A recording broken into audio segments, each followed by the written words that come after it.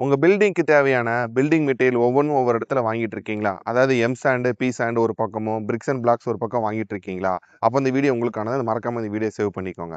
So ஒரு building பண்ணும்போது நம்ம பில்டிங் மெட்டீரியல் பர்ச்சேஸ் பண்றதுல எந்தவித டென்ஷன் இல்லாம பண்ணணும். ஸோ அதனால தான் வந்து நம்ம என்ன சஜெஸ்ட் பண்றோம்னா, எல்லா பில்டிங் மெட்டீரியலும் ஒரே இடத்துல இருக்க மாரி நம்ம பர்ச்சேஸ் பண்ணும்போது, நம்ம 4, 5 பக்கம் அலைய தேவையில்ல. அதே மாரி வந்து இந்த பில் டிரான்சாக்ஷன் இதுல எதுலயுமே வந்து நம்ம ஹெசிடேட் பண்ண தேவையில்ல. ஸோ நம்ம பண்ணாரி சாண்ட்ல M sand, P sand, blue metals, bricks and பிளாக்ஸ்ல வந்து பார்த்தீங்கன்னா வயர் கட் பிரிக் இருக்கு, ஃப்ளை ஆஷ் பிரிக் இருக்கு, ஏஏசி பிளாக் இருக்கு. அதே மாரி வந்து பார்த்தீங்கன்னா கிராவல் இருக்கு, ரெண்டல் சர்வீஸ் பாப்கெட் இருக்கு, ஜேசிபி இருக்கு. இது போக வந்து பார்த்தீங்கன்னா நமக்கு ரெட் சாயில் இருக்கு, போல்டர்ஸ் இருக்கு, சைஸ் ஸ்டோன் இருக்கு. ஸோ இந்த மாரி எல்லா மெட்டீரியலுமே ஒரே இடத்துல இருக்க மாரி நம்ம பர்ச்சேஸ் பண்ணும்போது பார்த்தீங்கன்னா, நம்ம நெறைய இடம் அலைய தேவையில்ல. 2வது பார்த்தீங்கன்னா குவாலிட்டி ஒரே மாரி ஸ்டாண்டர்டா மெயின்டெயின் பண்ண முடியும். ஸோ உங்களுக்கு குவாலிட்டியான பில்டிங் மெட்டீரியல் வேணும்னா நம்ம பண்ணாரி மெட் சாண்ட கான்டாக்ட் பண்ணுங்க.